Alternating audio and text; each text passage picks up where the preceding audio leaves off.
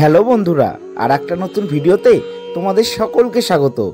এই ভিডিওতে শান্তিপুর রাসে চকলেট, চা পাতা, বোতাম দিয়ে তৈরি ঠাকুর, তার সাথে শ্বেতনারায়ণ ঠাকুর, মোট 4টে অভিনব ঠাকুর তোমাদেরকে দেখাতে চলেছি। চলো আর বেশি কথা না বাড়িয়ে মূল যে ভিডিও সেটা শুরু করা যাক। এখন চলে এসেছি শান্তিপুরের তিলিপাড়া বারোয়ারির একেবারে সামনে। এবছর এখানে তিলিপাড়া বারোয়ারির যে পুজো মণ্ডপ, এই যে তোমরা দেখেও অলরেডি হয়তো অনেকে বুঝতে পারছো, এখানে এবছরের থিম হচ্ছে বৃন্দাবনের প্রেম মন্দির। এই যে বৃন্দাবনের প্রেম মন্দির একবার তোমাদের ভালো করে বাইরে থেকে দেখিয়ে নিই, তারপর সরাসরি পুজো মণ্ডপের ভেতরে আমরা প্রবেশ করব। তিলিপাড়া বারোয়ারির এবছরের নিবেদন বৃন্দাবনের প্রেম মন্দির। এই যে দেখো, টোটাল পুজো মণ্ডপটা কিছুটা এখানে এরকম করা হয়েছে।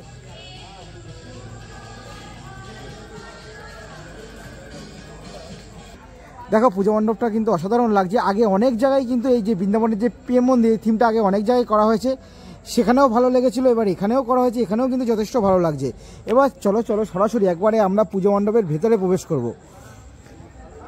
এই মুহূর্তে সরাসরি তিলিপাড়া যে বারোয়ারি, তাই পুজো মণ্ডপের ভেতরে প্রবেশ করছি।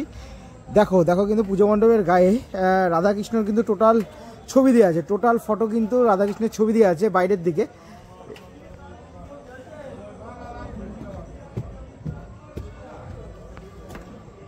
এবার একেবারে কিন্তু এই মুহূর্তে তিলিপাড়া বারোয়ারি পুজো মণ্ডপের একেবারে ভেতরের দিকে আমরা প্রবেশ করছি। দেখতে পাচ্ছ ঢোকার সাথে সাথে যে মশারির মতো কিছু স্ট্রাকচার দেওয়া আছে, আর তার সাথে এখানে কিন্তু লাইট, দেখো এখানে লাইট রয়েছে, লাইট সিস্টেম রয়েছে। এবার একেবারে কিন্তু পুজো মণ্ডপের ভেতরে আমরা প্রবেশ করে গেছি।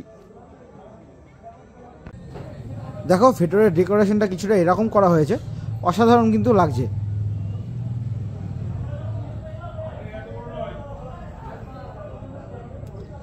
একবার উপরের দিকে তোমাদের দেখাবো, 3টে ঝাড়বাতি দেখতে পাচ্ছি।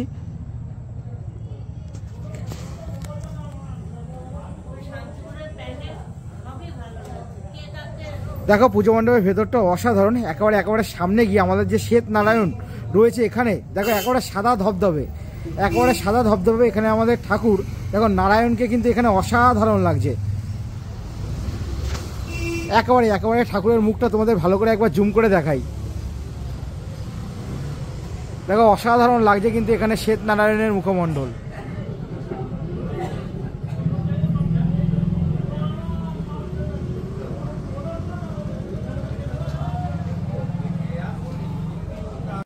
আর এই যে পুজো মণ্ডপটা তোমরা দেখছো, এই পুজো মণ্ডপ প্রেম মন্দির তো অনেক জায়গায় করেছিল, তার মধ্যে একটা হচ্ছে এবছর কালী পুজোয় কিন্তু আরংঘাটায় যে ছোট পার্কের যে মাঠ, সেটা যারা তোমরা দেখেছো আমার ভিডিওতেও আমি কভার করেছিলাম, সেই মাঠেও কিন্তু এই প্রেম মন্দির করা হয়েছিল।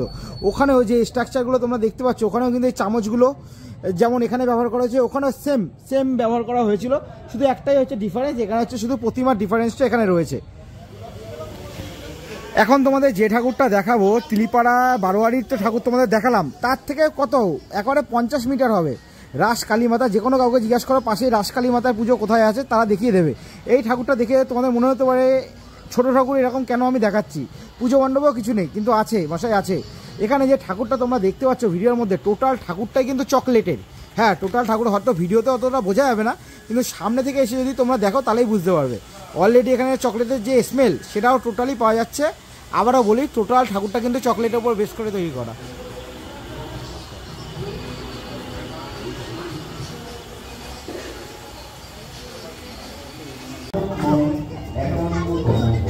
হ্যালো বন্ধুরা, আর একটা নতুন ভিডিওতে তোমাদের সকলকে স্বাগত। এই মুহূর্তে একটা মিনি ব্লগ তোমাদের সামনে তুলে ধরেছি। এই ভিডিওটা করার একটাই কারণ এখন যেখানে দাঁড়িয়ে রয়েছি, শান্তিপুরের অগ্রগামিক যে ক্লাব, সেখানে দাঁড়িয়ে রয়েছি।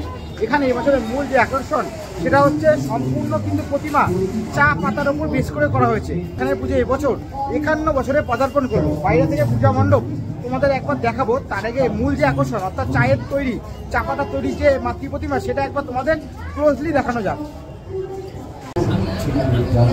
দেখো, সরাসরি তোমাদের মাতৃ প্রতিমা দর্শন করাচ্ছি। আগে দেখো, এখানে কিন্তু যে উপাদান ব্যবহার করা হয়েছে, সেগুলো কিন্তু এখানে পরপর লেখা আছে।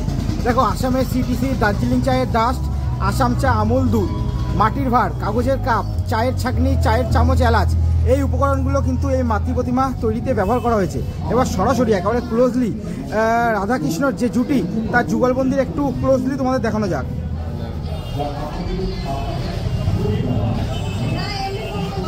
এই যে দেখতে পাচ্ছ যে যে উপাদান মেনলি হচ্ছে চায়ের পাতা, তাছাড়া আদার্স উপাদানের নাম তোমাদের বললামই।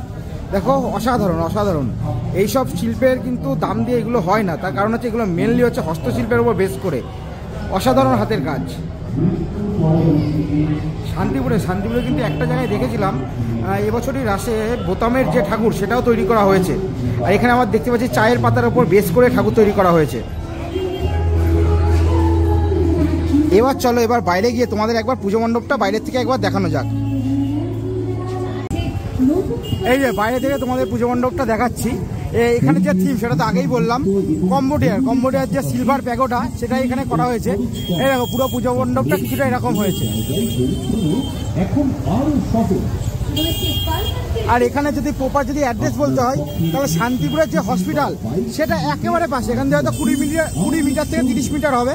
শান্তিপুর হসপিটালের একেবারে পাশে হচ্ছে আমাদের এই শান্তিপুর অগ্রগামী ক্লাবের পুজো মণ্ডপ।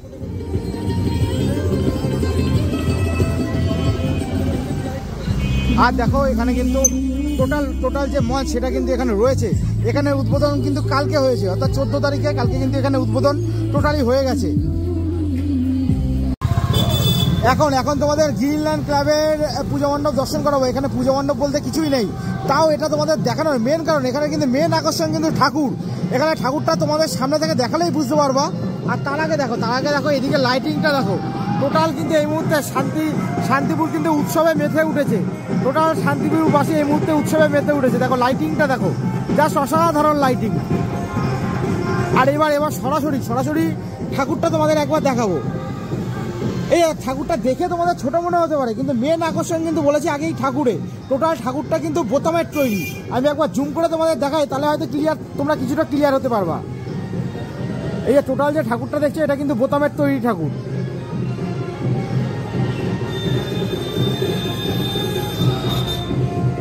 কারণ এইগুলো নিখুঁত হস্তশিল্প ছাড়া এই ধরনের ঠাকুর তৈরি করা কিন্তু পসিবল না। টোটালটা কিন্তু বোতামের তৈরি।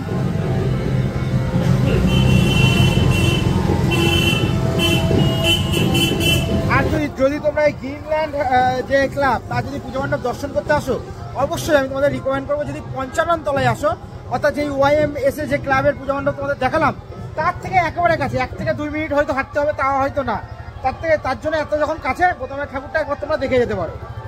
আর এই যে এইগুলো যে তোমাদের দেখাচ্ছি এই YMSA ক্লাব, এই বড় বাজার, তারপরে থানার মোড়, যারা হাই রোড ধরে আসবে বা যারা বাইকে আসবে তাদের কিন্তু বেশি সুবিধা হবে, কারণ এইগুলো হচ্ছে হাই রোড থেকে এগুলো বেশি কাছাকাছি। স্টেশন থেকে হয়তো এগুলোর ডিস্টেন্স একটু বেশি, কিন্তু হাই রোড থেকে এগুলো বেশি কাছাকাছি।